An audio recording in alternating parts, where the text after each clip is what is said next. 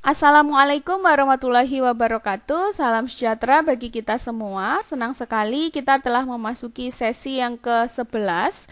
Dan pada sesi yang ke-11 ini kita akan membahas tentang efisiensi pasar. Di sesi sebelumnya kita telah membahas tentang faktor makro dan faktor mikro. Faktor-faktor ini dapat mempengaruhi perubahan saham. Maka faktor-faktor ini merupakan sumber informasi yang digunakan para pemegang saham untuk mengamati atau menganalisa perubahan harga saham yang terjadi di pasar. Informasi ini memiliki 3 sifat, yaitu informasi hari ini, informasi esok hari, dan informasi mendua. Kalau informasi hari ini ya yang terjadi hari ini, biasanya akan berdampak langsung pada harga saham. Sedangkan untuk informasi esok hari, ini adalah informasi hari ini yang digunakan untuk memprediksikan informasi esok hari. Jadi misalnya, kalau hari ini harganya naik 1.000, maka diprediksikan besok juga akan naik 1.000. Tetapi informasi esok hari ini tidak ada yang bisa menjamin apakah benar akan terjadi sama seperti informasi kemarin atau informasi hari ini. Sedangkan informasi mendua adalah informasi yang memiliki dampak positif dan negatif. Misalnya ketika ada kebijakan pemerintah tentang larangan ekspor, di mana larangan ekspor ini adalah faktor makroekonomi yang sulit dikendalikan dan akan berdampak positif bagi perusahaan properti, tetapi akan berdampak negatif bagi perusahaan semen itu sendiri. Maka, dari informasi-informasi inilah para pemegang saham akan melakukan analisis. Ada analisis teknikal, ada analisis fundamental. Dan ternyata ada satu lagi alat analisis yang akan digunakan para pemegang saham, tetapi sifatnya terbatas karena hanya untuk kalangan sendiri. Apa alat analisisnya? Yaitu menggunakan riset, di mana riset ini biayanya cukup tinggi. Jadi sangat jarang dilakukan ya, tetapi tingkat keakuratannya paling tinggi dibandingkan dengan alat analisis teknikal maupun fundamental, karena berkaitan langsung dengan objek yang akan diteliti atau berkaitan langsung dengan harga saham karena produknya langsung diteliti gitu ya. Berdasarkan informasi-informasi yang diperoleh pemegang saham dan telah dianalisis tadi akan mendatangkan berita baik atau berita buruk. Berita baik ketika harganya memang naik atau berita buruk ketika harganya turun. Kenaikan atau penurunan harga ini dapat dihitung dari selisih antara harga terendah dengan harga tertinggi, di mana harga terendah, harga tertinggi, dan harga penutupan terbentuk oleh proses tawar-menawar yang ada di pasar. Selanjutnya, berdasarkan informasi kemudian adanya kenaikan dan penurunan atau perubahan harga ini, maka kita dapat menyimpulkan tentang tingkat efisiensi pasar.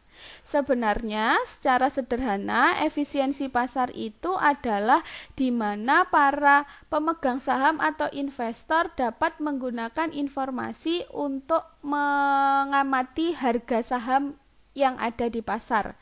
Jadi dikatakan akan efisien ketika memang informasi-informasi yang ada di pasar itu semaksimal mungkin digunakan atau dianalisis oleh para pemegang saham untuk melihat perubahan harga.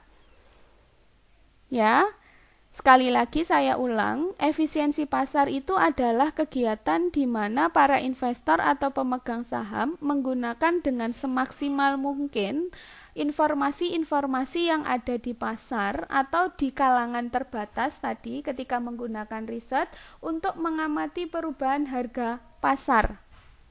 Perubahan harga pasar ini perlu diamati. Kenapa? Karena akan terjadinya proses tawar-menawar.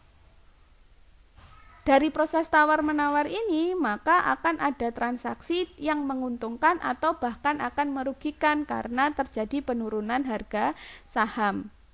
Maka, jika digambarkan, tingkat efisiensi pasar itu adalah sebagai berikut, seperti yang tertera di layar. Ada strong form, semi strong, dan weak form, gitu ya. Strong form itu adalah menggambarkan bagaimana pasar itu sangat efisien atau tingkat efisiennya kuat, di mana informasi yang ada di pasar cukup banyak. Ketika informasi yang didapat di pasar cukup banyak atau bisa dikatakan tidak terbatas, maka analisis yang dilakukan pun semakin lengkap. Bisa melakukan analisis teknikal, bisa melakukan analisis fundamental, dan juga bisa melakukan riset. Makanya untuk yang strong form atau yang pasar efisiensinya kuat, itu gambarnya yang paling besar karena informasinya tidak terbatas. Kalau informasinya tidak terbatas, maka analisis yang dilakukan bisa lengkap, ada analisis teknikal, fundamental, dan riset.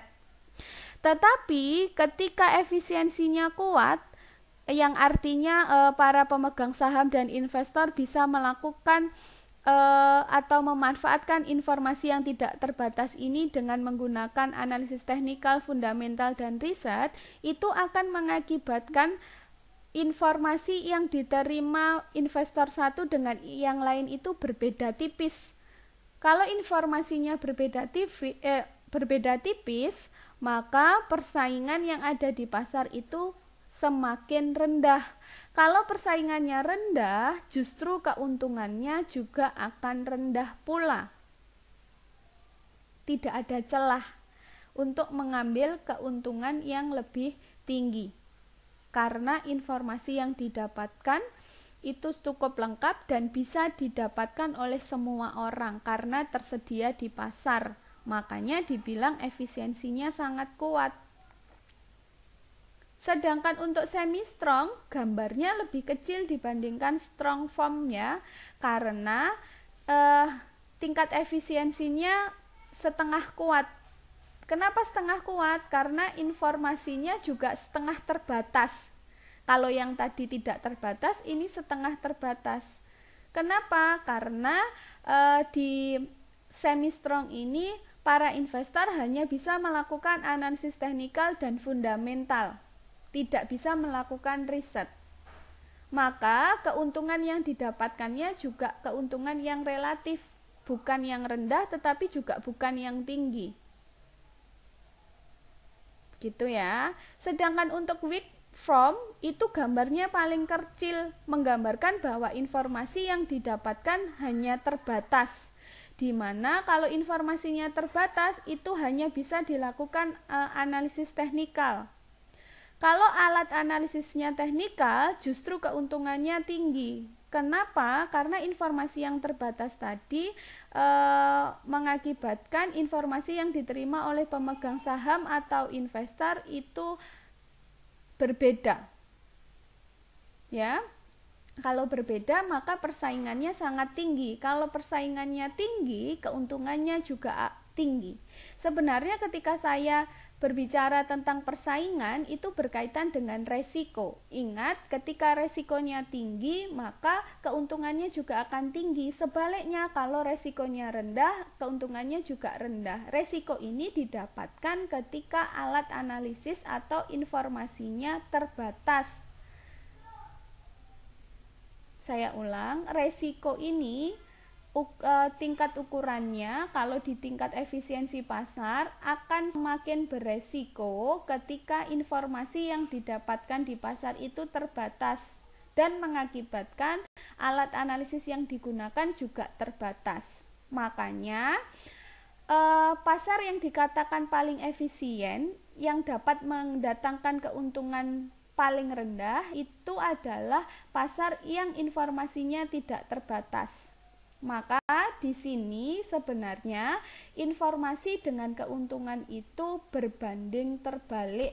Semakin banyak informasi yang didapat, keuntungannya akan semakin kecil. Informasi yang didapat tidak terbatas dan keuntungan kecil ini menggambarkan efisiensi yang sangat kuat. Kenapa? Karena para investor bisa semaksimal mungkin menggunakan informasi yang ada di pasar. Gitu ya. Saya ulang, tingkat efisiensi pasar itu dibagi menjadi 3, ada strong form, semi strong, dan weak form. strong from itu adalah pasar yang tingkat efisiennya paling kuat. Kenapa dikatakan paling kuat? Karena sumber informasinya banyak. Kalau sumber informasinya banyak, maka resiko terjadi kesalahan prediksi terhadap perubahan harga saham itu semakin kecil. Kalau resikonya kecil, persaingannya akan rendah. Kalau persaingannya rendah, maka keuntungannya juga akan rendah. Jadi, justru pasar yang efisiennya kuat akan mendatangkan keuntungan yang rendah. Sebaliknya, pasar yang efisiensinya lemah justru akan mendatangkan keuntungan tinggi. Kenapa? Karena resikonya juga tinggi yang disebabkan terbatasnya informasi yang didapat di pasar yang efisiennya lemah.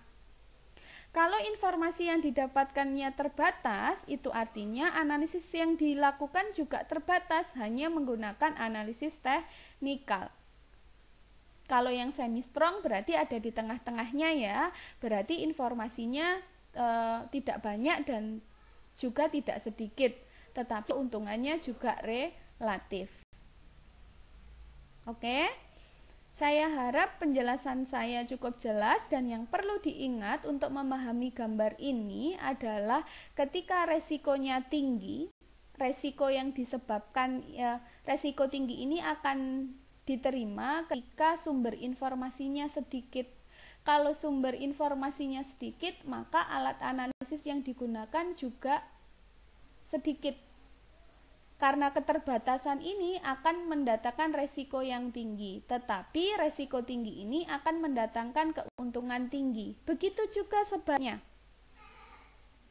Kalau informasinya tidak terbatas, maka sumber informasinya banyak. Kalau sumber informasinya banyak, alat analisisnya juga banyak. Kalau alat analisisnya banyak, resikonya rendah. Kalau resikonya rendah, maka keuntungannya juga rendah. Konsepnya adalah keuntungan selalu sebanding dengan resiko, di mana resikonya ditimbulkan dari sumber informasi yang didapatkan. Kalau sumber informasinya terbatas, maka justru alat analisisnya yang terbatas mengakibatkan resikonya tinggi, maka keuntungannya juga tinggi. Wes ya, enggak dibolan-baleni ambek Bu Maya. Intinya gitu saja. Saya kira cukup sekian. Kalau ada pertanyaan, silahkan sampaikan di saya akhiri. Wassalamualaikum warahmatullahi wabarakatuh.